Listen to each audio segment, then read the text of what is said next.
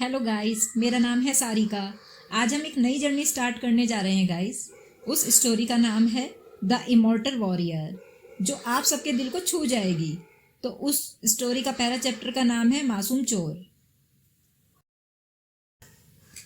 धनुष, तुमने पैसे कहाँ छुपाए हैं? जल्दी से बता दो।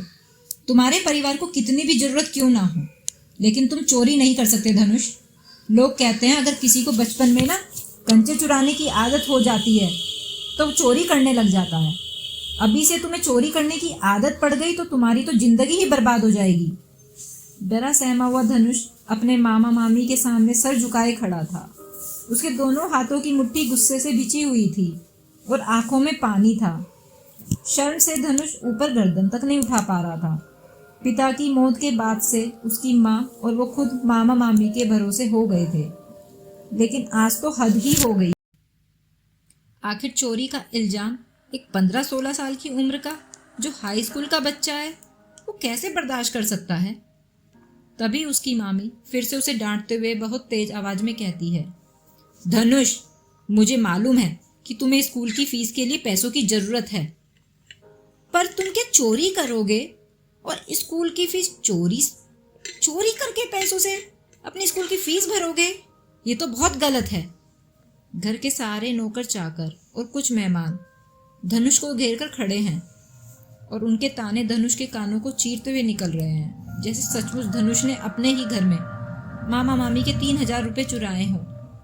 पर वो डरा सहमा सा स्कूल जाने वाला बच्चा अपनी बेगुनाही साबित करे भी तो करे कैसे। धनुष का चेहरा शर्म से लाल हो चुका था। उसके होठों पर खून की छोटी सी बूंद दिखाई देने लगी, क्योंकि गुस्से में वो अपने होठ दांतों से काट रहा था। आंखें नम थी, फिर भी आसपास खड़े लोगों के ताने सुनकर उसने अपनी बात कहने की हिम्मत जुटाई। आहिस्ता से धनुष अपनी गर्दन उठाकर बहुत धीमी आवाज में कहता है, मैंने पैसे नहीं चुराए मामी, सच्ची। उसके मुंह से निकले ये मासूमियत भरे शब्द सुनकर कोई नहीं कह सकता था कि वो बच्चा कभी चोरी भी कर सकता है। धनुष के मुंह से उसकी सफाई सुनकर मामी कुछ बोलने ही वाली थी कि एक दर्द भरी आवाज सुनकर वो रुक जाती है, और वो आवाज सुनकर धनुष में जैसे सांस वापस लौट आ जाती है। धनुष की माँ आरती वहां पर आ जाती है। उसे देखते ही धनुष हाथ फैलाकर उससे चिपक जाता है। माँ देखो ना, मामी क्या बोल रही हैं कि मैंने चोरी की है, जबकि मैंने चोरी नहीं की माँ। आरती अपने बच्चे को कसकर गले लगा लेती है और पलटकर अपने बड़े भाई और भाभी से गिड़गिड़ाकर कहती है, अर्चित मानवी, आप दोनों धनुष को कब से जानते हो? तुम्हारे सामने ही वो बड़ा हुआ है, तो तुम्हें तो पता है वो कितना ईमानदार बच्चा है। उसकी पढ़ाई और बिहेवियर वो भी तुम लोग बहुत अच्छे से जानते हो। धनुष कभी झूठ नहीं बोलता अर्चित मानवी। अगर ये कह रहा है कि उसने तुम्हारे 3,000 रुपये नहीं लिए हैं तो सचमुच उसने नहीं लिए हैं। तुम उस पर विश्वास तो करो।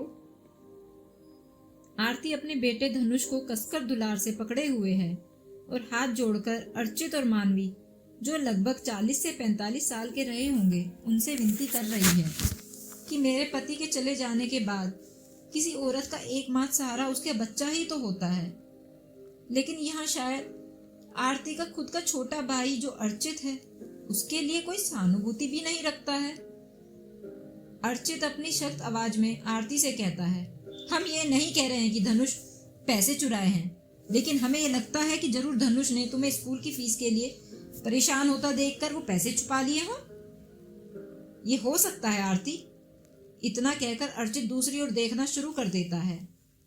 वो आरती की आंखों में देखने की हिम्मत भी नहीं कर पा रहा है, लेकिन बाकी की जो कसर थी वो उसकी बीवी मानवी ने पूरी कर दी। और अब मानवी धीमी मगर एक ताना भरे हुए अंदाज में आरती का मजाक उड़ाते हुए बोलती है, इसकी पढ़ाई और बिहेवियर हमेशा से अच्छे रहे हैं, सचमुच आरती? मानवी जोर से आरती की बात पर ठहाका मारकर हंसती है। धनुष और आरती एक दूसरे से चिपके हुए हेल्पलेस खड़े अपनी बेइज्जती बर्दाश्त कर रहे हैं, और इसके अलावा उनके पास कोई चारा भी तो नहीं है, क्योंकि गुस्सा होकर जाएंगे भी तो कहाँ। लेकिन मानवी यही नहीं रुकती, वो आगे भी बोलती है। स्टार सिटी स्कूल में आने से पहले तुम्हारे बेटे की पढ़ाई सच में बहुत अच्छी चल रही थी आरती, लेकिन वहाँ वो 1 साल क्या रहा, उसके तो मार्क्स एकदम से गिर गए हैं और अब वो पीछे से पहले नंबर पर आने लगा है। फिर एक तिरस्कार भरी स्माइल चेहरे पर लिए मानवी अपनी गर्दन साइड में झटक कर आरती को उसके विधवा और अकेला होने का एहसास दिलाती है और आगे अपनी बात कहती है, मगर इस बार उसकी आवाज पहले से ज्यादा तेज थी। अगर तुम इसके लिए हाथ जोड़कर खड़ी ना होती ना, तो इसे मैं अब तक लात मारकर स्कूल से बाहर निकलवा देती। समझी तुम आरती? रिश्तों के सम्मान की बात तो दूर। मानवी ने तो आरती की भावनाओं की कोई कदर भी नहीं करी। आरती चुपचाप सुनकर ये सब अपमान का घूंट पी रही थी।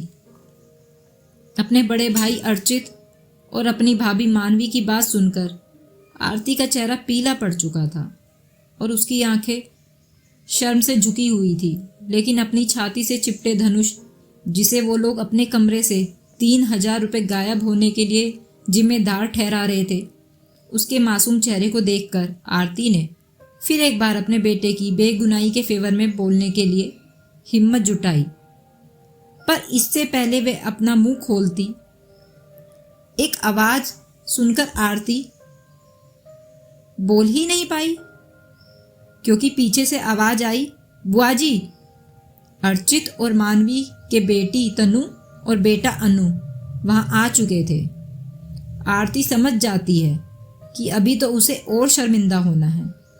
अपने ही भाई के घर में उसे क्या दिन देखने पड़ रहे हैं, यही सोचकर वो फिर से गर्दन नीचे कर लेती है और अन्नू की आवाज उसके कानों में पड़ती है, बुआ जी, हम धनुष के ऊपर शक इसलिए कर रहे हैं क्योंकि उस कमरे में पैसे जो चुराए गए हैं वो केवल धनुष ही कर सकता है, क्योंकि आपकी आंखों में जरूर धनुष बहुत होनहार और ईमानदार है, क्योंकि हर माँ का बच्चा उसे अच्छा ही लगता है। लेकिन आपको शायद नहीं मालूम बुआ जी कि आजकल इस स्कूल में कितनी शर्मनाक हरकत करता रहता है। दूसरे बच्चों की कॉपी से होमवर्क की नकल करता है, एग्जाम में नकल करता है, यहाँ तक कि अपने क्लासमेट से रोज किसी न किसी बात पर मारपीट करता है। ये अब उसकी रोजमर्रा की हरकतें हो गई हैं बुआ जी। मुझे तो शर्म आने लगी है स्कूल में किसी को ये भी बताते हुए कि ये हमारा कजन ब्रदर है।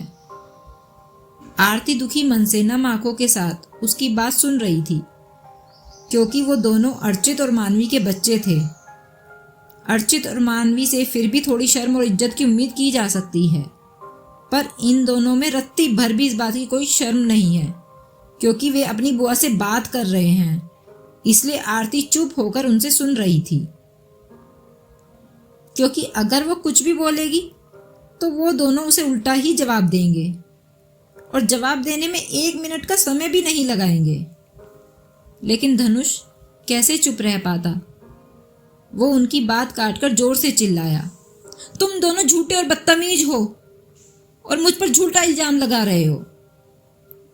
अन्नू और तन्नू धनुष की आवाज सुनकर गुस्से से भर गए, पर इससे पहले कि वे दोनों कुछ बोल पाएं, मौके की सीरियसनेस को भांपते हुए आरती अपने दोनों हाथ जोड़कर अर्चित और मानवी से कहने लगी, मैं तुम दोनों के सामने हाथ जोड़ती हूँ, प्लीज प्लीज मेरे बेटे के लिए ऐसी मुसीबत खड़ी मत करो। अगर तुम्हें वो 3,000 रुपये नहीं मिलते तो उसे मेरी और अपना उधार समझो। तुम्हें पता है, जब से धनुष का पिछले साल एक्सीडेंट हुआ है, वह बहुत जल्दी अपना आपा खो देता है और गुस्से में कुछ भी कर बैठता है। अर्पित, तुम तो समझते हो ना। पर अगर इसके साथ कुछ भी बुरा हुआ तो मैं जिंदा नहीं रह पाऊंगी। अपनी बात पूरी खत्म करने से पहले ही आरती की आंखों में काफी देर से रुके आंसू तेजी से उसके चेहरे पर दिखाई देने लगे। अपने छोटे भाई के पूरे परिवार के सामने वो असहाय होकर रोने लगी। अपनी बात पूरी होने तक आरती वहां बेजान सी उसके सामने खड़ी और उसका बेटा भी साथ में ही था, जो पिछले 1 साल से हो रहा है उसके याद कर आरती सुबक सुबक कर रो रही थी। पहले हस्बैंड की सडन डेथ, फिर बेटे का एक्सीडेंट और इसके बाद अपने ही भाई के यहाँ ऐसे बेइज्जत होना। एक अकेली औरत और कितने दर्द। कब तक ऐसे दर्द के घूंट पीती रहे। बेशक धनुष के पिता की मृत्यु उसके बचपन में ही हो चुकी है, पर वो फिर भी एक शांत और आज्ञाकारी बच्चा रहा है और पढ़ाई में हमेशा अव्वल। 2 साल पहले जब वो स्टार हाई स्कूल में एडमिशन के लिए आया था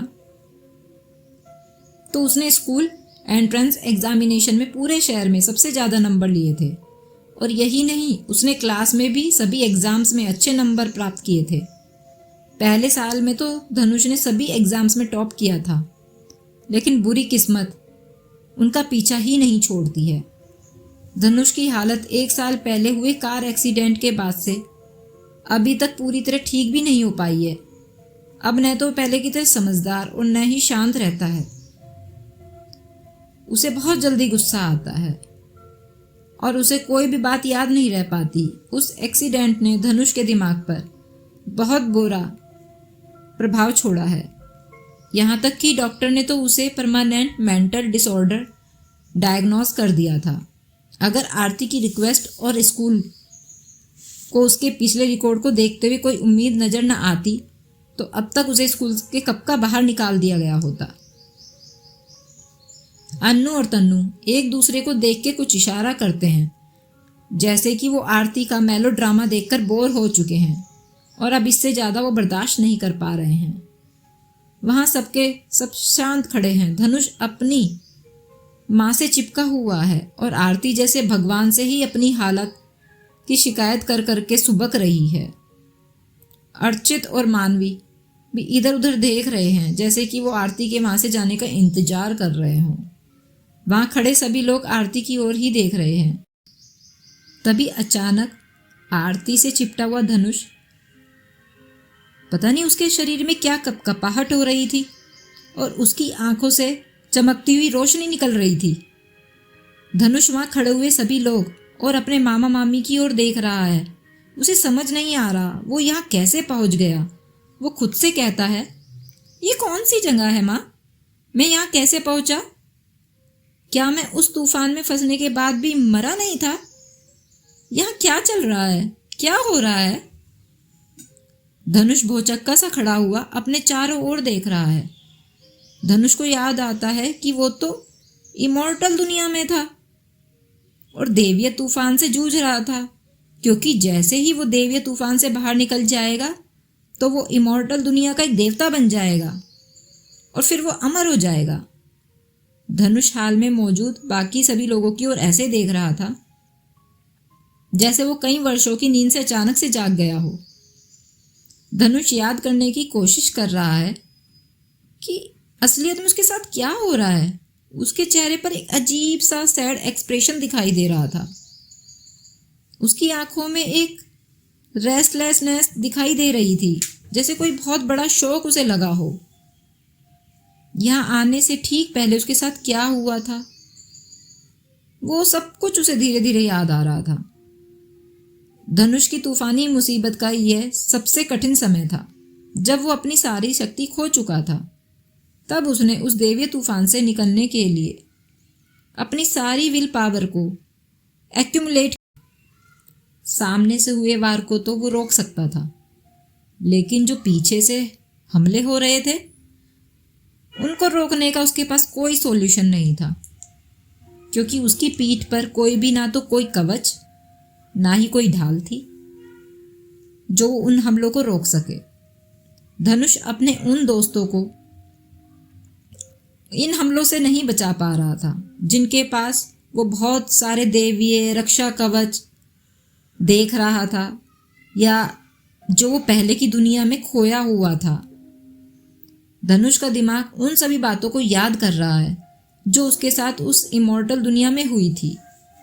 उस देवीय तूफान के उसने 9 डेंजरस मिशन तो पार कर लिए थे, लेकिन जब वो खुद को 10वें मिशन में ला पाया तो उसका शरीर और मानसिक पता नहीं उसे क्या हो रहा था। उसी वक्त उस डेंजरस मिशन में उसके साथ उसके जो साथी भी थे वो धनुष को खुद से ज़्यादा बहुत अच्छा इंसान मानते थे।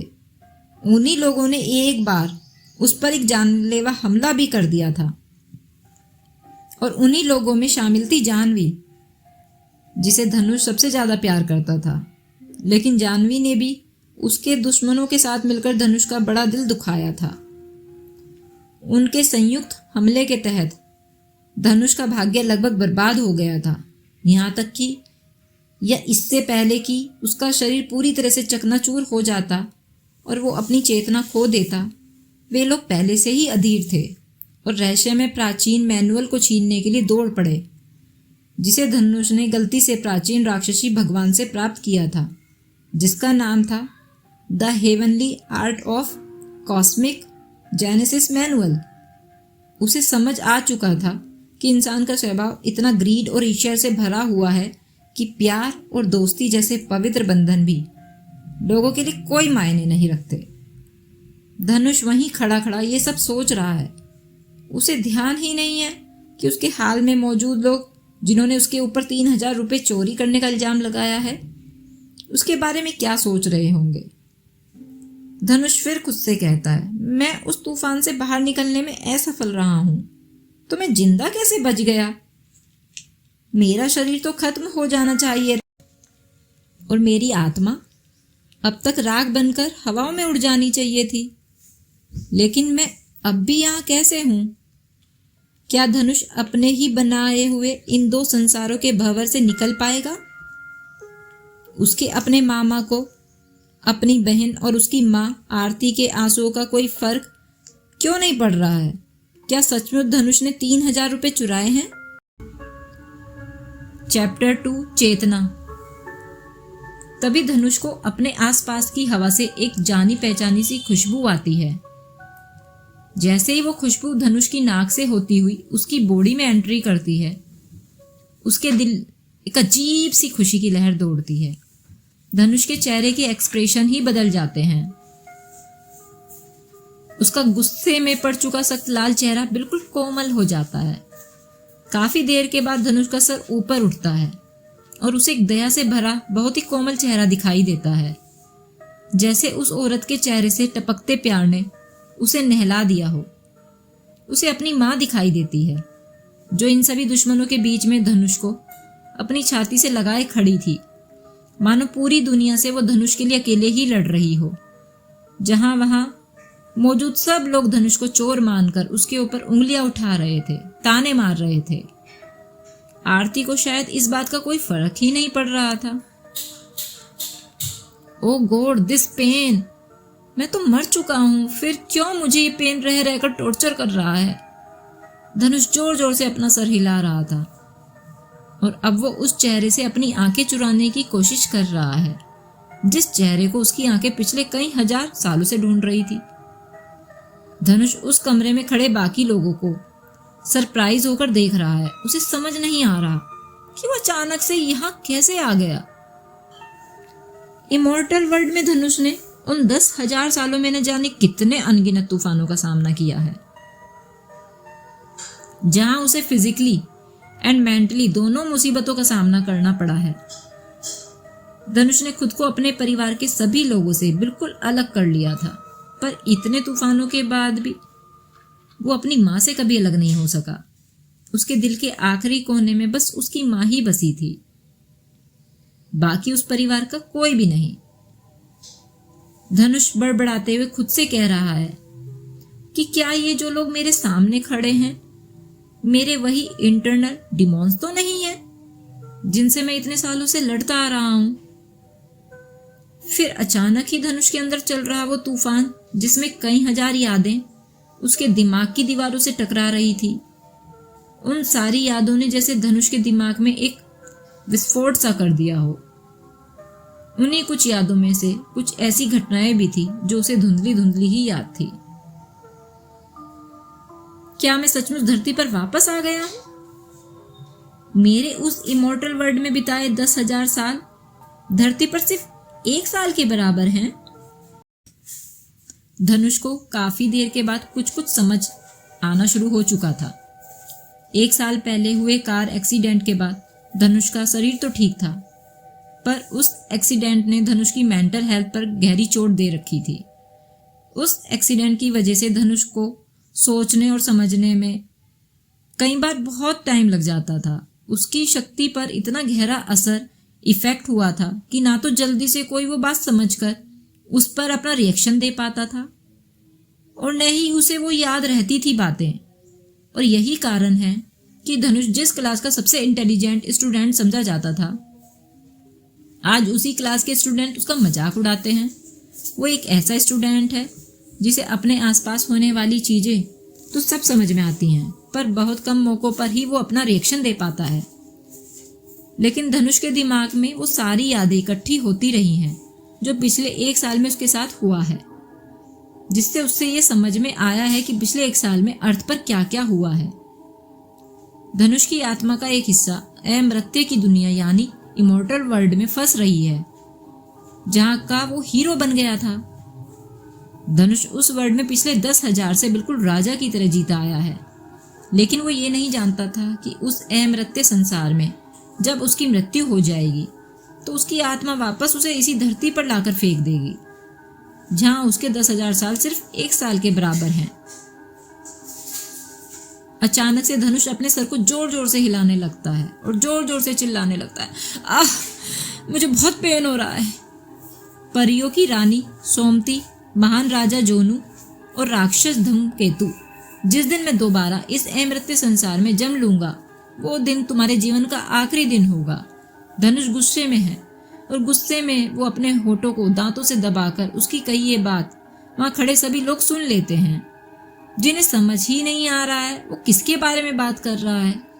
और धनुष की माँ आरती की आंखें तो अपने बेटे का गुस्से में बिगड़ा हुआ चेहरा देखकर जैसे कांप ही उठी थी।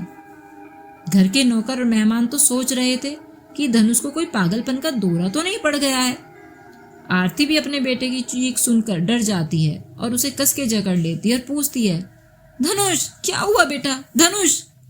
धनुष के डरे हुए चेहरे पर पसीने और उसके कांपते शरीर को देखकर वहां खड़े सभी लोगों को उस पर तरस आ रहा है, क्योंकि उन लोगों ने कहीं ना कहीं आरती को ही हमेशा उसकी हालत का जिम्मेदार माना है। आरती ने कभी ये नहीं सोचा था कि उसका हंसता खेलता बेटा किसी दिन ऐसे पागलों की तरह हरकत करेगा। इसके अलावा अगर देखा जाए तो धनुष की हालत के सबसे ज्यादा जिम्मेदार उसके आसपास के वे लोग हैं जो उसके परिवार से बहुत क्लोजली जुड़े हैं। ये लोग अब उसकी मदद तो नहीं कर सकते, मगर उन सबकी आंखों में वो गिल्ट और डर साफ साफ देखा जा सकता है। धनुष का चेहरा बुरी तरह डर के कारण कांप रहा है और उसकी माँ रोते हुए बार बार अपने आंचल से उसका पसीना पोंछने में लगी हुई है। तभी उस शांति से भरे हुए कमरे में एक कर्कश आवाज बहुत तेजी से आई, धनुष ये बकवास करना बंद करो, तुम 1 नंबर के ड्रामेबाज हो। और ये क्या बकवास कर रहे हो? तुम परियों की रानी सोमती, महान राजा जोनू और राक्षस धूमकेतु, हमने तो कभी कोई ऐसा गेम नहीं खेला है जिसमें इन नाम से कोई भी प्लेयर्स हो। तुम पैसे चुराने के बाद ये ढोंग कर रहे हो ना।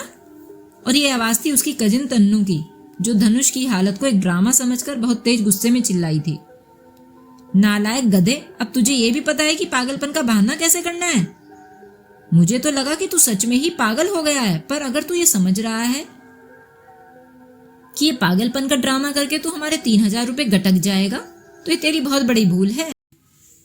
मैं तुम दोनों माँ बेटे को बहुत अच्छे से बता देती हूँ कि जब तक तुम दोनों वो 3,000 रुपए वापस नहीं कर देते तब तक तुम यहाँ से बाहर नहीं जा पाओगे।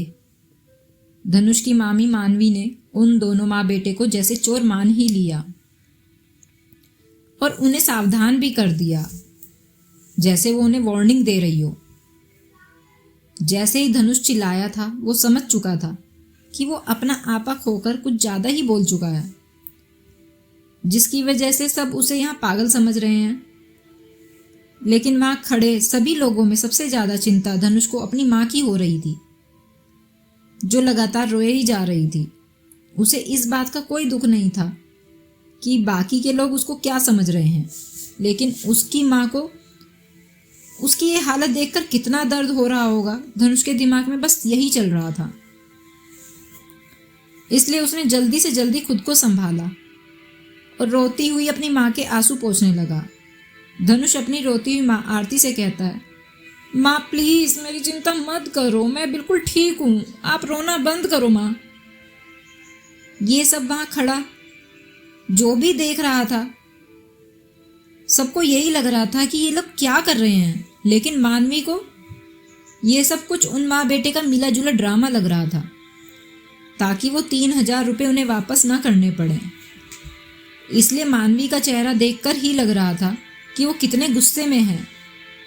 तभी तन्नू, उनके कजिन ने एक बहुत अजीब और भद्दी सा ताना उन दोनों पर दे मारा।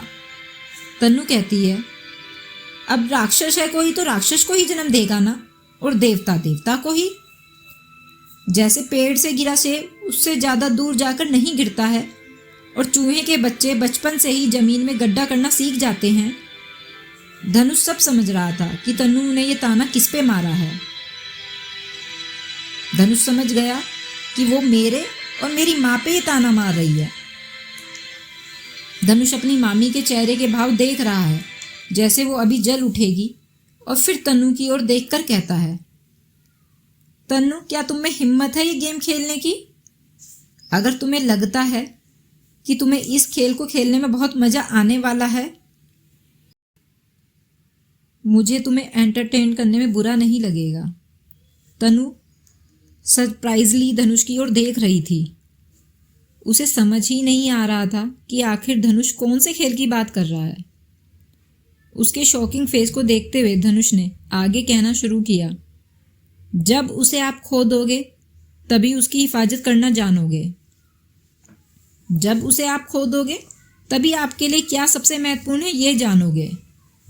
धनुष इमॉर्टल वर्ल्ड में बिताए उन 10,000 साल में सबसे ज़्यादा अगर किसी के लिए तरसा था तो वो थी उसकी माँ, और ये उसकी माँ ही थी जो उसकी कमजोरी बन चुकी थी। और अब क्योंकि उसकी माँ उसके साथ थी तो उसमें एक अलग ही एनर्जी दिखाई पड़ रही थी।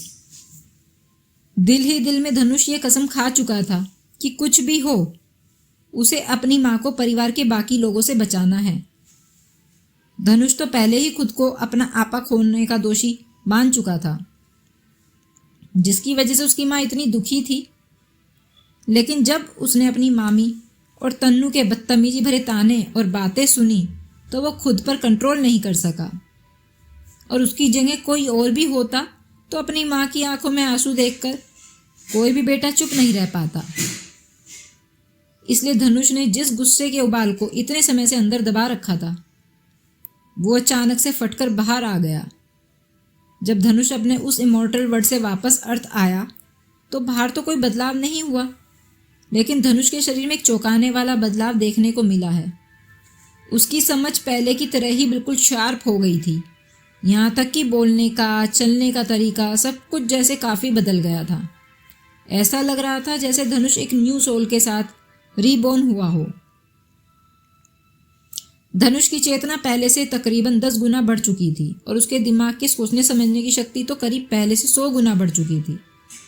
उस घर में उसके आसपास जो कुछ भी हो रहा था, धनुष के आँख और कान वे सब कुछ देख सुन रहे थे, और सब कुछ उसके दिमाग में कंप्यूटर के हार्ड डिस्क की तरह सेव हो रहा था।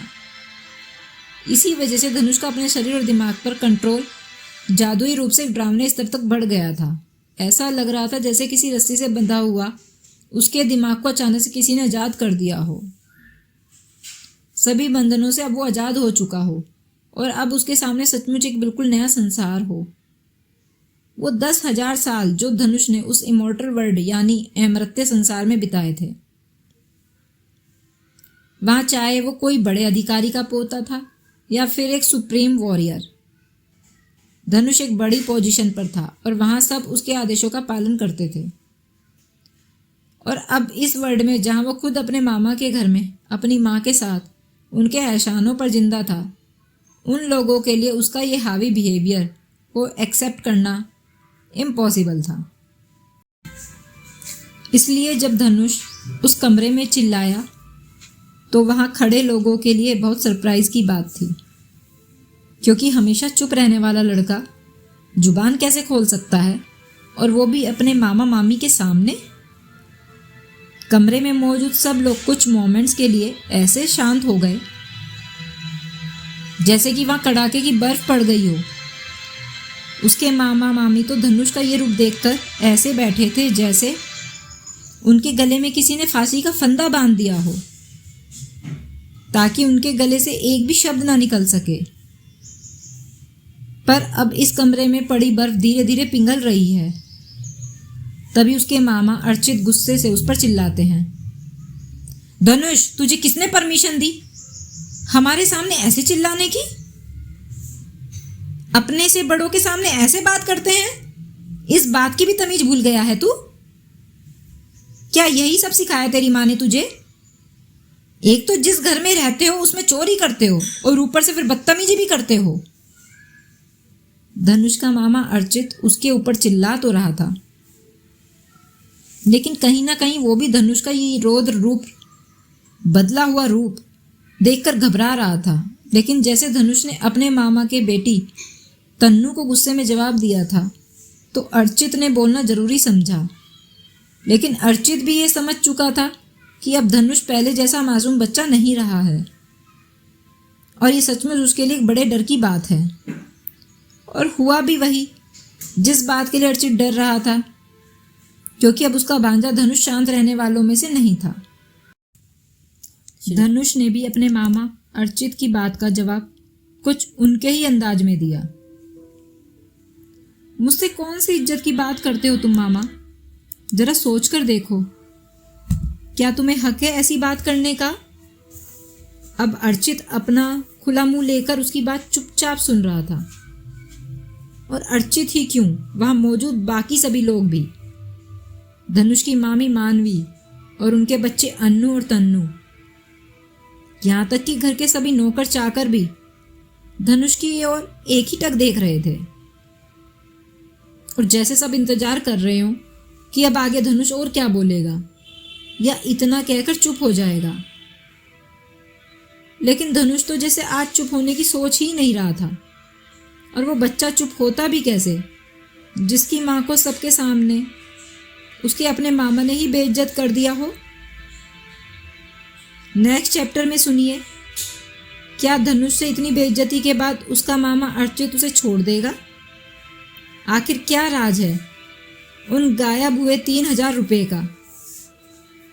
तो जानने के लिए पढ़िए धनुष की कहानी धाकड़, द इमोर्टल वॉरियर मेरे साथ।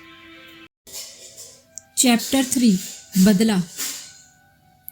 धनुष कहता है, इतने लाखों रुपए होने के बाद भी तुमने नाना नानी को गांव में अकेले छोड़ दिया, और कभी उनकी देखभाल के बारे में सोचा भी नहीं। क्या तुमने कभी सोचा नाना नानी और छोटे मामा गांव में कैसे रहते होंगे? और यही नहीं, सबसे ज़्यादा पैसे होने के बाद भी नाना नानी की दवाइयों का खर्चा उनके सभी बच्चों में बराबर बांटा जाता है, चाहे किसी के पास पैसे हो या ना हो। जब तुम जानते हो कि तुम्हारे बाकी भाई बहन तुम्हारे जितने पैसे वाले नहीं हैं, तो क्या तुम्हारे अंदर इतनी भी शर्म नहीं है कि अपने माँ बाप का कम से कम दवाइयों का खर्चा तुम उठा सको? और तुम बात करते हो कि अपनों से बड़ों की इज्जत कैसे करनी चाहिए। क्या तुम्हें लगता है कि तुम किसी इज्जत के लायक हो मामा? धनुष यही नहीं रुकता, वो आगे कहता है, जब भी परिवार में कोई बड़ा फंक्शन होता है तो परिवार के सभी लोग मिलकर सारा खर्चा उठाते हैं, लेकिन मुझे और मेरी माँ को डिनर टेबल पर भी बैठने की जगह नहीं मिलती, क्योंकि तुम्हें लगता है कि लोग बहुत ज़्यादा हो गए हैं और हमारा वहाँ कोई हक ही नहीं है। अपनी खुद की बहन के साथ ऐसा करते हुए तुम्हें शर्म नहीं आती मामा? तुम किस मुंह से बड़ों की इज्जत की बात करते हो? अर्चित गुस्सा अंदर पिसता हुआ धनुष को चुपचाप सुन रहा था। अर्चित के हाथ में वाइन के कांच के गिलास पर उसकी उंगलियां कसती जा रही थी, और ऐसा लग रहा था कि किसी भी पल अर्चित धनुष को वो गिलास फेंक कर मारने ही वाला है। अर्चित ने अपने व्यापार के पिछले 20 सालों में कई उतार चढ़ाव देखे थे, इसलिए उसका सोसाइटी में एक रुतबा था। बड़े बड़े ऊंचे दर्जे के सरकारी अधिकारी, व्यापारी उसे बहुत अच्छी तरह से जानते थे। इसलिए अर्चित के व्यवहार में ही एक दोष जमाने वाली आदत आ चुकी थी। उसने सोचा अगर वो धनुष को जोर से डांट देगा तो धनुष डर के मारे सहम जाएगा, लेकिन ये तो उसने अपने सपने में भी नहीं सोचा था कि इतने तेज आवाज में गुस्से से डांटने के बाद भी धनुष उसके सामने इस तरह से हिम्मत करके बात करेगा। धनुष ने जो बात अर्चित को बोली थी, ऐसी बेइज्जती अर्चित की आज तक नहीं हुई। वो वहां उस कमरे में बैठा हुआ इतनी शर्म महसूस कर रहा था कि किसी से आंखें तक नहीं मिला पा रहा था। अर्चित का चेहरा पूरा लाल हो चुका था। उसकी दोनों मुट्ठियां कसकर भिंची हुई थी और पैरों में हो रही कंपन वहां खड़े बाकी लोग देख सकते थे। जिस आदमी के सामने पूरे घर में कोई चूकी आवाज नहीं करता था, आज उसे अपने ही भांजे ने दिन में तारे दिखा दिए थे। तभी अर्चित ने हाथ में पकड़ा हुआ कांच का गिलास जमीन पर देकर मारा और फिर गुस्से में दांत पीसते हुए बोला, नीच, तुझे जन्म देने वालों ने तुझे जिंदगी तो दे दी, पर तमीज सिखाना भूल गए हैं। और जो आज तक तेरी मां नहीं कर पाई ना, वो अब मुझे करना पड़ेगा। अर्चित के पास धनुष की किसी भी बात का कोई जवाब तो नहीं था, इसलिए बेइज्जती से भरा हुआ अर्चित बहुत गुस्से में धनुष को मारने के लिए दौड़ पड़ा और धनुष के बहुत करीब जाकर अर्चित ने अपना हाथ उसे मारने के लिए जैसे ही उठाया, आरती ने अर्चित का यह रूप पहले कभी नहीं देखा था। वो अर्चित का गुस्से से जल रहा लाल चेहरा देखकर कांपने लगी थी। उसे लगा अर्चित किसी भी वक्त धनुष को बहुत बुरी तरह से मारेगा। दोनों हाथ जोड़ते हुए आरती अर्चित को वहीं रुकने का इशारा कर रही थी। एक बेबस माँ अपने बेटे और भाई के बीच में दीवार बनकर खड़ी हो गई थी।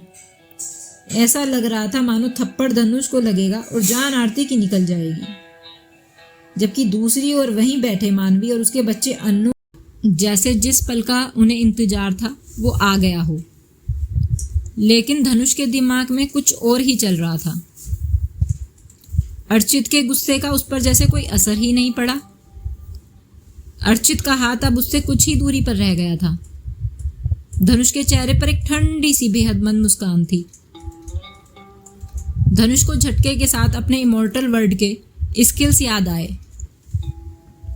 जहां उसका सामना करने वाला नेस्तो नाबूद हो जाता था। लेकिन अगले ही पल में धनुष का चेहरा किसी मौत के दैत्य की तरह सफेद हो गया था, क्योंकि धनुष इमोर्टल वर्ल्ड में बेशक एक बहुत बड़ा वॉरियर हो, पर वो शायद भूल रहा था कि इस वर्ल्ड में वो सिर्फ एक स्कूल जाने वाला हाई स्कूल का स्टूडेंट है और इस वर्ल्ड में उसके शरीर में कोई जादुई ताकत नहीं थी। और तो और यहाँ तो उसके शरीर में एक साधारण आदमी जितनी भी शक्ति नहीं थी। फिजिकली तो धनुष पहले से ही काफी कमजोर था।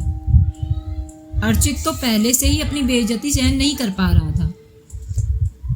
उसका हाथ मुश्किल से धनुष के गाल से बस 10 सेंटीमीटर की दूरी पर था।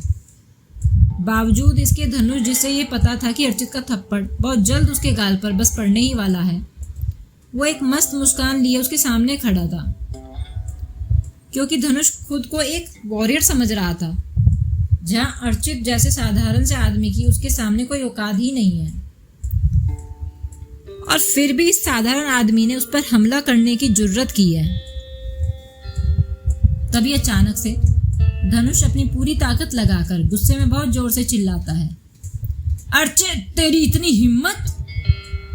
धनुष की आंखें गुस्से में इतनी बड़ी हो गई थी जैसे अभी फटकर बाहर आ जाएंगी, और वहां मौजूद बाकी सभी लोग तो जैसे बुद्ध बन चुके थे। उनके सामने तो ये सारा नजारा किसी सपने से कम नहीं था।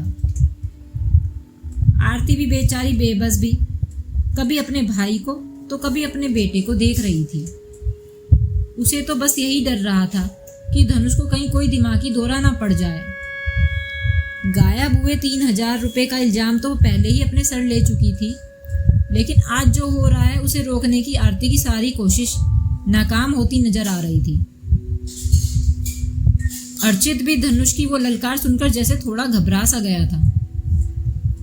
तब वो रुककर बोला, क्या मुझे तुझे डांटने का भी हक नहीं है? तेरा मामा होने के नाते मुझे पूरा हक है तेरे ऊपर चिल्लाने का और गुस्से में तुझे सजा देने का भी। अगर तू कोई गलती करता है तो मैं तुझको डांटूंगा भी। अर्चित अब पहले से ज्यादा गुस्से में आ चुका था, क्योंकि वहां खड़े घर के नौकर और उसकी खुद के बीवी बच्चों के सामने धनुष ने उससे बदतमीजी की थी। अर्चित अपने बढ़े हुए हाथ को वापस नहीं लाया, बल्कि उसने पूरे गुस्से से धनुष को मारने के लिए अपना हाथ आखिरकार घुमा ही दिया। लेकिन धनुष तो जैसे पहले से ही तैयार था। वो खुद को अर्चित के हाथ से बचाकर एक तरफ हो चुका था। लेकिन ये क्या? धनुष ने तो बड़ी फुर्ती से खुद को अर्चित के थप्पड़ से बचा लिया। फिर ये चटाक की आवाज कहां से आई? आवाज सुनते ही धनुष का दिल जैसे एक पल के लिए थम सा गया हो, क्योंकि जो चीख उसने उस थप्पड़ की आवाज के साथ सुनी थी, वो आवाज उसके दिल के सबसे करीब थी। धनुष ने एक पल में ही मुड़कर देखा तो उसके पैरों के नीचे से जमीन ही निकल गई। दरअसल जिस थप्पड़ से उसने खुद को बचाया था, वो हाथ उसके माँ के चेहरे से टकरा चुका था, और तभी धनुष को एहसास हुआ कि वो तो अपनी माँ से चिपका हुआ खड़ा था। और जिस फुर्ती से झुककर उसने खुद को बचाया था, तब तो स्वाभाविक था कि अर्चित का वो हाथ उसकी माँ आरती के चेहरे पर जाकर रुकना था। पश्चाताप, दर्द, क्रोध, आत्मदोष जैसी कई फीलिंग्स ने अचानक से धनुष को घेर लिया। धनुष का दिल दर्द से तड़प रहा था, क्योंकि अगर वो अपनी जगह से ना हटता तो निश्चित रूप से थप्पड़ उसी को पड़ता और उसकी मां बच जाती। पर उसकी तेज तरार की सजा आरती को मिल चुकी थी। धनुष के दिमाग में बिजली की तरह वो सीन दौड़ रहा था, और वो खुद से ही कह रहा था, नहीं, ये नहीं हो सकता। जहां से मामा ने अपना हाथ घुमाया है, वहां से उनका हाथ मेरी मां तक पहुंच ही नहीं सकता। हो ना हो मेरे मुंह पर तमाचा मारने पर असफल होने पर मामा ने जानबूझकर अपने अपमान से फ्रस्ट्रेटेड होकर मेरी मां को थप्पड़ मारा है। उसके बाद तो धनुष के पूरे शरीर में जैसे गुस्से की लहर सी दौड़ गई थी। वो अर्चित को ऐसे घूर रहा था जैसे आंखों से ही आग उगलकर अर्चित को वहीं जिंदा जला देगा। तभी उसका ध्यान अर्चित के चेहरे पर आई उस कुटिल मुस्कान पर गया, क्योंकि अभी थप्पड़ मारने के बाद अर्चित थोड़ा आगे झुका हुआ था और धनुष थप्पड़ से बचने के बाद थोड़ा नीचे झुका हुआ था। अर्चित की वो मुस्कान धनुष के दिल पर छुरी का काम कर रही थी।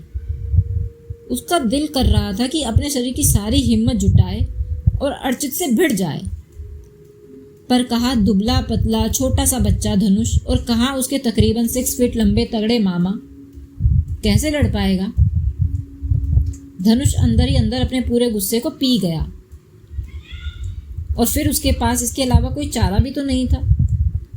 पर इसका ये मतलब नहीं था कि धनुष इस बात को भूल जाएगा कि उसके मामा अर्चित ने उसकी माँ आरती के मुंह पर तमाचा मारा था। और वो ही क्या, दुनिया की कोई भी औलाद अपने सामने अपने माँ बाप की ऐसी बेइज्जती को कभी नहीं भूल सकता। और यहाँ तो एक बेटे ने अपनी माँ को थप्पड़ खाते हुए देखा है, और वो भी अपनी वजह से। इस घटना ने धनुष को अपने मामा अर्चित और उसके पूरे परिवार का पूरी जिंदगी के लिए दुश्मन बना दिया था। धनुष का दुखी दिल खुद से ही कह रहा है, न तो मेरे पास कोई भगवान का दिया आशीर्वाद है, न ही मेरे पास कोई ऐसी मंत्रों की जादुई शक्ति है। फिर मैं कैसे इस भयंकर परिस्थिति का सामना कर पाऊंगा? धनुष अपने सामने अर्चित जैसे जल्लाद को देख रहा था, पर उसकी आंखें ऐसी हो रही थी कि बस जैसे मैं अर्चित को क्या कर दूं। उसकी आंखों में अर्चित के लिए भयंकर नफरत भरी हुई थी। धनुष सोच रहा है अब बहुत हुआ। उसकी गुस्से में लाल आंखें चमक रही थी। धनुष ने जो 10,000 साल उस अमर्त्य संसार में बिताए थे, वहां उसने बहुत सी मार्शल आर्ट की प्रैक्टिस की थी, और वो इन कलाओं में परफेक्ट था। धनुष ने हजारों ऐसी मार्शल आर्ट की कला सीख रखी थी। धनुष को धुंधली सी हाथों की कलाओं की एक फॉर्म याद आ रही थी, जिसका नाम था आग की शक्ति, जिसका उपयोग इस तरह की सिचुएशन में किया जा सकता था। आग की शक्ति एक ऐसी कला थी जिसका यूज इमॉर्टल वर्ल्ड में अक्सर ही एनर्जी फॉर्मेशन के लिए किया जाता था। ये ब्रीथिंग एक्सरसाइज जैसी ही थी। इसके लिए कोई बहुत बड़ी साधना की जरूरत नहीं थी और इसका उपयोग साधारण व्यक्ति भी कर सकता था। लेकिन ये कला इंसान के शरीर से कुछ एनर्जी जरूर लेती थी, लेकिन फिर भी उस व्यक्ति को कोई खास नुकसान नहीं होता था। हाँ, लेकिन आग की शक्ति प्रक्रिया की भी अपनी कुछ सीमाएं थी। ये बेशक यूजर के शरीर में एक अलग ही प्रकार की ऊर्जा भर देती थी, पर वो सिर्फ कुछ मोमेंट्स के लिए ही होती थी। धनुष को पता था कि वो अर्चित के सामने काफी कमजोर था, पर अगर वो अपने शरीर की सारी शक्तियों को इकट्ठा करे और अर्चित के ऊपर कोई नाजुक मौका देखकर हमला बोल दे, तो शायद अर्चित उसे संभाल ना सके। धनुष को अपने ऊपर एक भरोसा था कि इस तरह वो अपने मामा अर्चित से अपनी माँ की बेइज्जती का बदला लेने में कामयाब हो सकता है। धनुष बहुत तेजी से सांस लेकर अपने अंदर एक ऊर्जा पैदा करता है और फिर एक तेज और कठोर आवाज में अपने मामा अर्चित से कहता है, मामा, तुम्हें किसने हक दिया मेरी माँ पर हाथ उठाने का? मैं तुमसे मेरी माँ की इस बेइज्जती का बदला लेकर रहूंगा। धनुष को साफ दिखाई दे रहा था कि उसका मामा अर्चित को कोई भी दुख नहीं है कि उसकी माँ पर हाथ उठाया गया है, और उसकी माँ आरती तो बेचारी अभी तक ये समझ ही नहीं पा रही थी कि उसी के भाई ने आज उस पर हाथ कैसे उठा दिया। धनुष बहुत जोर से अर्चित के ऊपर चिल्लाया और उसकी ओर गुस्से में आगे बढ़ने लगा। धनुष जैसे बांस की लकड़ी तो अर्चित में तकरीबन 1 दर्जन बन जाएंगे। वो अर्चित की ओर आग दिखाता हुआ आगे बढ़ने की कोशिश कर रहा है। तभी अर्चित उसे कहता है, अरे बेवकूफ गधे, तुझे लगता है कि मैं तुझसे डर जाऊंगा? मैं तेरा मामा हूं। अर्चित उसे अपनी ओर आता देखकर जोर से चिल्लाकर कहता है। उसे देखकर अर्चित सडनली मुस्कुरा उठता है। एक कठोर आवाज में अर्चित आगे कहता है, मैं तुझे अपने से बड़ों की इज्जत करना सिखाना चाह रहा था, पर तूने ही खुद को एक तरफ झुका लिया है और मेरा हाथ गलती से तेरी माँ को लग गया। अगर तू इस बात के लिए किसी को दोषी ही ठहराना चाहता है तो खुद को दोषी ठहरा। मेरा इसमें कोई दोष नहीं है। तू गलत है, मैं गलत नहीं हूं। अर्चित यह कहकर चुप हो जाता है, पर उसके पीछे बैठी उसकी बीवी मानवी की तो जैसे बरसों की तमन्ना पूरी हो गई। वो मंदी मंद अब भी मुस्कुरा रही थी कि चलो अच्छा हुआ आरती पर एक थप्पड़ पड़ गया। अर्चित चिल्लाते हुए जोश में अपना हाथ धनुष को उठाकर फेंकने के लिए उठाता है, पर तभी एक अजीब सी आवाज आती है, खटाक। और ये आवाज थी अर्चित के शोल्डर पर धनुष का हाथ टकराने की। अर्चित का शोल्डर डिसलोकेट हो गया था। इससे पहले कि अर्चित दर्द में और चिल्ला पाता, धनुष ने जैसे उसके पेट का हिट बैग बना दिया हो। ऐसा लग रहा था कि अर्चित ने जो भी सुबह से खाया पिया है वो सब कुछ ही देर में उसके मुंह से बाहर निकल जाएगा। अर्चित दर्द से करा रहा था, ओ मेरे इतना दर्द। लेकिन धनुष तो जैसे पागल हो गया था। वो उसके पेट पर अपने दोनों हाथों से वार किए जा रहा था। अर्चित उससे अपने आप को बचा ही नहीं पा रहा था। अर्चित को इतना दर्द महसूस हो रहा था कि जैसे कुछ ही देर में वो मर जाएगा। क्या अर्चित खुद को धनुष से बचा पाएगा? क्या होगा अगर अपनी माँ को लगे थप्पड़ के बदले में धनुष ने अर्चित का खून कर दिया तो? जानने के लिए सुनते रहिए धनुष की कहानी धाकड़ द इमॉर्टल वॉरियर, सिर्फ मेरे साथ। चैप्टर 4 तहकीकात। इतने भयंकर दर्द में अर्चित का सर डगमगा रहा था। उसके पैर जमीन से उखड़ने लगे थे। उसके हाथ इधर उधर हवा में कुछ ढूंढ रहे थे ताकि वो कुछ भारी चीज उठा सके और खुद को धनुष से बचा सके। अर्चित चोर चोर से चिल्ला रहा था, बचाओ बचाओ, ये खूनी है, ये मुझे मार डालेगा। मानवी भी अपने पति का खून फर्श पर देखकर जोर जोर से चिल्लाने लगी। सिर्फ 3000 रुपए के लिए तूने खून कर दिया? तू खून भी कर सकता है लड़के? तुझे ये सिखाया है हमने? वहाँ जो कुछ हो रहा था वो किसी ने कभी सोचा भी नहीं था। अन्नू और तन्नू तो इतने डर गए थे कि ना तो उनके मुंह से कोई आवाज़ निकल रही थी और ना ही वो दोनों अपनी जगह से एक इंच भी हिल डुल रहे थे। बस आंखें और मुंह फाड़कर वो सब कुछ देख रहे थे। आरती भी भौचक्की सी वो सब कुछ देख रही थी। वो घबरा रही थी। अर्चित बेहोश होने लगा था। बेहोश होते होते वो वहां मौजूद सभी लोगों की चीखें सुन रहा था। उसे कुछ समझ में नहीं आ रहा था कि ये सब क्या हो रहा है। वहां मौजूद लोगों ने ये सोचा भी नहीं था कि एक छोटी सी बात पर वह विवाद इतना भयंकर रूप ले लेगा। घर में मौजूद लोग डरे सहमे से खून से सने हुए अर्चित और धनुष को देख रहे थे। उन्हें अंदाजा भी नहीं था कि एक छोटी सी बात का इतना डरावना अंजाम होगा। सब लोग डर से चिल्लाने लगे थे। अर्चित की बीवी मानवी और उसके बच्चे अन्नू और तन्नू दोनों बहुत तेज रो रहे थे। बाकी के लोग भी इधर उधर भाग रहे थे। कोई पुलिस तो कोई डॉक्टर चिल्ला रहा था। लोगों ने धनुष और अर्चित दोनों को उठाकर अलग अलग जगह पर बिठा दिया था। वहां फर्श पर बहुत खून फैल गया था।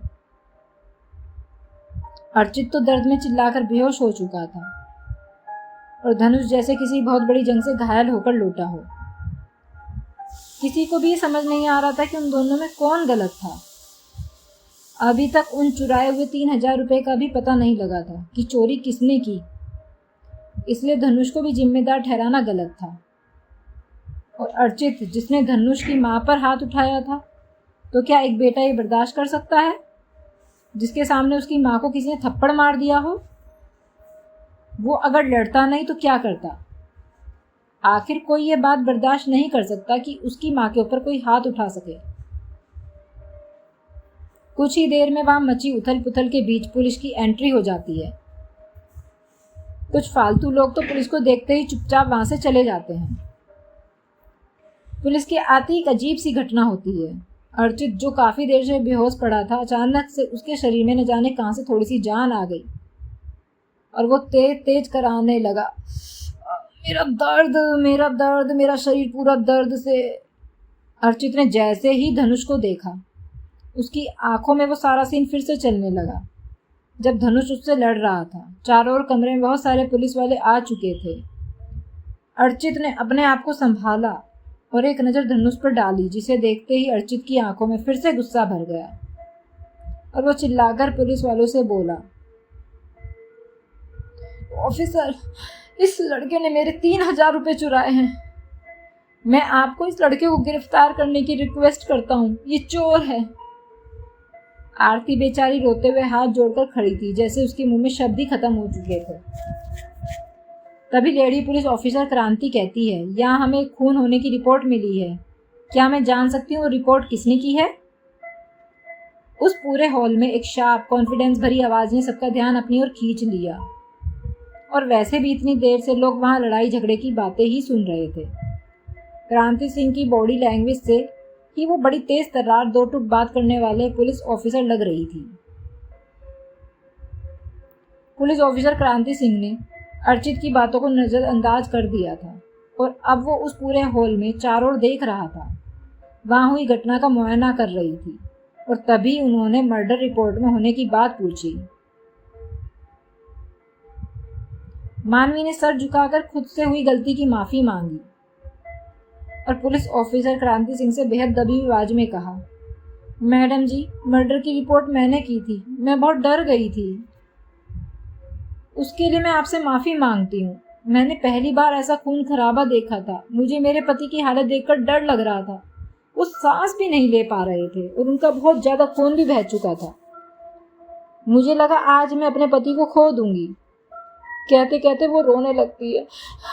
आप समझ सकती हैं मैडम। मानवी की बात सुनकर क्रांति के चेहरे के भाव थोड़े नॉर्मल हो जाते हैं, क्योंकि कोई भी औरत अपने पति को इस हालत में देखेगी तो उसका डर जाना स्वाभाविक था। इसलिए क्रांति सिंह ने मर्डर की झूठी रिपोर्ट पर भी मानवी को कुछ नहीं कहा। पुलिस ऑफिसर ने धनुष और अर्चित दोनों के हालात का इन्वेस्टिगेशन करना शुरू कर दिया। तभी अर्चित ने दोबारा, लेकिन इस बार पहले तेज आवाज में अपनी बात कही, ऑफिसर, इस लड़के को गिरफ्तार कर लीजिए। इसने हमारे घर से 3,000 रुपये भी चुराए हैं और मुझे भी मारा है।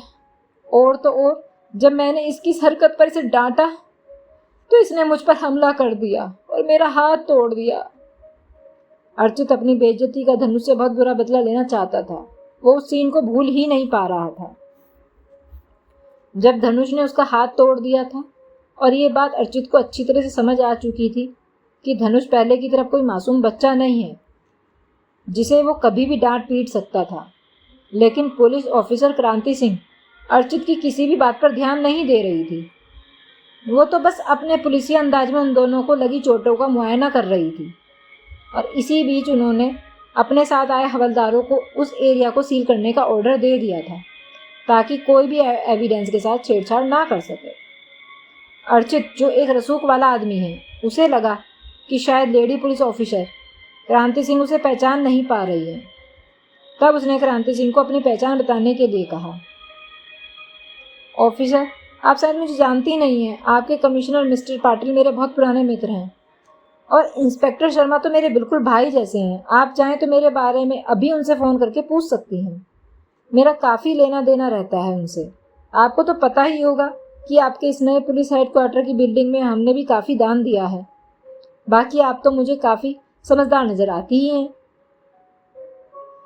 अर्चित उस लेडी ऑफिसर से ऐसे बात कर रहा था कि दबाव में आकर उसे अर्चित की बात माननी ही पड़े। अर्चित के चेहरे की वो घटिया सी रुआबदार मुस्कान बता रही थी कि वो लेडी पुलिस ऑफिसर क्रांति सिंह को उसके सीनियर अधिकारियों का डर दिखाकर सारे इन्वेस्टिगेशन को अपने तरीके से चलाना चाहता है। उसका बस चले तो अपने खुद के भांजे धनुष को बाकी की सारी जिंदगी जेल के अंदर सड़ने के लिए छोड़ दे। वहां थोड़ी दूर पर हाथ जोड़कर अपनी बड़ी बहन आरती को वो खड़ा देखता है, जिसके मुंह पर अर्चित ने अभी कुछ देर पहले एक जोर का तमाचा जड़ा था। जिस इंसान को अपनी बहन की भी इज्जत की परवाह नहीं हो, उससे कैसी उम्मीद लगाना है? वो तो उम्मीद लगाना बेवकूफ़ी ही होगी। लेकिन पुलिस ऑफिसर क्रांति सिंह कुछ अलग ही मिजाज की ऑफिसर है। जैसा अर्चित ने सोचा था वैसी तो बिल्कुल भी नहीं है। क्रांति सिंह अर्चित की बात सुनकर कुछ पल के लिए उसे घूर कर देखती रही, फिर बड़े नाजुक और ताने भरे अंदाज से उससे कहती है, अच्छा, तो आपने उस बिल्डिंग के लिए डोनेशन इसलिए दिया था कि आप जिसे कहे मैं उसे गिरफ्तार कर लूं? क्यों मिस्टर अर्चित? क्रांति सिंह तो पहले ही उसके धोस भरे व्यवहार को समझ चुकी थी और उससे चिढ़ चुकी थी। इसलिए उन्होंने अर्चित की बात का इस अंदाज से उत्तर दिया कि वो समझ जाए कि क्रांति सिंह उसके रसूख से डरने वाली ऑफिसर बिल्कुल नहीं है। और ये तो स्वाभाविक था कि अर्चित ने एक लेडी ऑफिसर से ऐसे जवाब की उम्मीद बिल्कुल नहीं की थी, जबकि उसने पुलिस के उससे भी बड़े अधिकारी से अपने करीबी रिश्ते के बारे में क्रांति सिंह को अवेयर कराया था। क्रांति सिंह का जवाब सुनकर तो अर्चित जैसे बगले झागने लगा हो। एक ही दिन में उसकी इतनी बेइज्जती हो गई थी जो पहले कभी नहीं हुई थी। पहले तो भांजे ने उसका हाथ तोड़ दिया और अब जिस पुलिस अधिकारी को वो कुछ समझ ही नहीं रहा था, उसने भी बाकी सभी लोगों के सामने उसकी बात मानने से इनकार कर दिया था। अर्चित की बात को कोई इम्पोर्टेंस ना देते हुए क्रांति सिंह ने अर्चित और धनुष दोनों की चोटों का अच्छे से इंस्पेक्शन कर लिया था और उसके साथ आए बाकी जो हवलदार थे वो घर की बाकी चीज़ों का मुआवना कर रहे थे। क्रांति सिंह ये पता लगा चुकी थी कि इतनी देर से अर्चित बार बार अपने जिस हाथ के टूटने की बात कर रहा था वो सब तो एक बहाना था। उसकी कोई हड्डी नहीं टूटी थी, बस उसका शोल्डर डिसलोकेट हो गया था। वहीं दूसरी ओर धनुष को लगी चोटें अर्चित से बहुत ज़्यादा गंभीर थी। धनुष के पेट और कमर के पीछे वाले हिस्से पर बहुत ज़्यादा चोट आई थी और यहाँ तक कि धनुष तो अब भी अधमरा ही पड़ा हुआ था। क्रांति सिंह को सबसे ज़्यादा परेशानी फर्श पर इतना सारा खून देखकर हो रही थी, क्योंकि उसे बार बार लग रहा था कि बेशक धनुष को बहुत ज़्यादा चोट आई हो, लेकिन वो इतना गंभीर नहीं है। जबकि वहाँ मौजूद बाकी के लोग कह रहे थे कि धनुष ने ही वहाँ पर खून की उल्टी की थी। बाकी की कहानी आरती की आंखें बयां कर रही थी। क्रांति ने धनुष का पीला पड़ा हुआ चेहरा देखा तो वो खुद को रोक नहीं पाई। फिर परेशान होकर क्रांति ने धनुष से पूछ ही लिया, बेटा तुम्हें कहीं कोई परेशानी महसूस हो रही है क्या? धनुष बहुत धीमे से, बिल्कुल दबी हुई आवाज़ में उससे जवाब देता है, मैडम जी मैं बिल्कुल ठीक हूँ। मैं अस्पताल नहीं जाना चाहता वरना मेरी माँ बहुत परेशान हो जाएगी। मैं सही हूँ। उसका जवाब सुनकर क्रांति को बहुत अजीब लगा और वो कुछ देर तक धनुष के उस मासूम से चेहरे को देखती रही। फिर उसकी नज़र धनुष की माँ आरती पर गई, जो बहुत ज़्यादा परेशान लग रही थी। इसलिए क्रांति सिंह चुप हो गई। तभी क्रांति सिंह की कंसंट्रेशन को भंग करती हुई उसके जूनियर इंस्पेक्टर की आवाज़ क्रांति के कानों में पड़ी, मैडम जी ये केस हमें इंस्पेक्टर शर्मा को ट्रांसफ़र कर देना चाहिए, क्योंकि यहाँ कोई मर्डर नहीं हुआ है। ये तो कोई मामूली से घरेलू झगड़े वाला मामला है। जैसा कि अक्सर होता है, कोई भी गवर्नमेंट ऑफिसर अपने सर पर ज़्यादा बोझ लेकर घर नहीं जाना चाहता, और फिर ये साबित तो हो ही चुका है कि यहाँ कोई खून नहीं हुआ है। तो क्रांति सिंह का जूनियर इंस्पेक्टर श्रीवास्तव, जो केवल मर्डर का केस ही हैंडल करते हैं, वो इस केस को क्यों अपने हाथ में लेकर अपने काम का बोझ बढ़ाएं? लेकिन क्रांति सिंह ऐसी सरकारी अधिकारी नहीं थी जो काम से हाथ छुड़ाकर वापस लौट जाए। इसलिए वो अपने जूनियर श्रीवास्तव को एक सीनियर ऑफिसर की तरह ही जवाब देती है, श्रीवास्तव अभी कुछ ही दिनों पहले कमिश्नर साहब ने क्या कहा था, वो शायद तुम भूल गए हो। मैं तुम्हें याद दिला देती हूँ। उन्होंने कहा था कि हम लोगों को मिलकर काम करना चाहिए, अन्यथा इसमें हमारी यूनिट की ही नहीं पूरी पुलिस फोर्स की बदनामी है। और वैसे भी जब हम यहाँ आ ही चुके हैं तो दूसरी यूनिट को क्यों बुलाना? उन लोगों का भी समय बर्बाद हो जाएगा। जो भी रिपोर्ट होगी हम उन्हें वहाँ जाकर तो हैंड ओवर कर ही सकते हैं। क्रांति सिंह ये बोलकर अपने आप को बड़ा ही सहज महसूस कर रही थी, लेकिन उसके साथ आए बाकी के पुलिस वालों को उसकी बातों पर यकीन ही नहीं हो रहा था। जैसे कि वो क्रांति सिंह को जानते थे कि वो कभी भी दूसरी यूनिट के केस में नहीं उलझती थी। पर ये तो क्रांति सिंह की यूनिट का केस था ही नहीं, फिर वो इसमें इतना इंटरेस्ट क्यों ले रही थी? पर अपना सीनियर से वहाँ मौजूद पुलिस वाले सवाल जवाब करने की जरूरत नहीं करना चाहते थे। उन्हें लगा कि शायद क्रांति सिंह को अर्चित की बात का बहुत बुरा लगा है और इसलिए वो ये केस खुद ही हैंडल करना चाहती हैं। श्रीवास्तव को अच्छी तरह मालूम था कि उसकी ऑफिसर क्रांति सिंह शर्मा जी के काम करने के तरीके से बहुत नफरत करती थी,